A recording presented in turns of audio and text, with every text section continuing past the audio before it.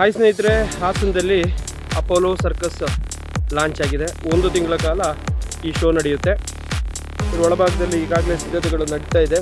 ಇವತ್ತು ಶುಕ್ರವಾರ ಸಂಜೆ ಶೋಗಳು ಸ್ಟಾರ್ಟ್ ಆಗ್ತದೆ. ಸೊ ಒಳಗಡೆ ಹೇಗಿದೆ ಅನ್ನೋದನ್ನು ತೋರಿಸ್ತೇನೆ. ಇದೆಲ್ಲಿದೆ ಅನ್ನೋದನ್ನು ನಿಮಗೆ ತಿಳಿಸ್ಕೊಡ್ತಾ ಬರ್ತೇನೆ. ರೇಟು ಕೂಡ ತಿಳಿಸ್ತೀನಿ.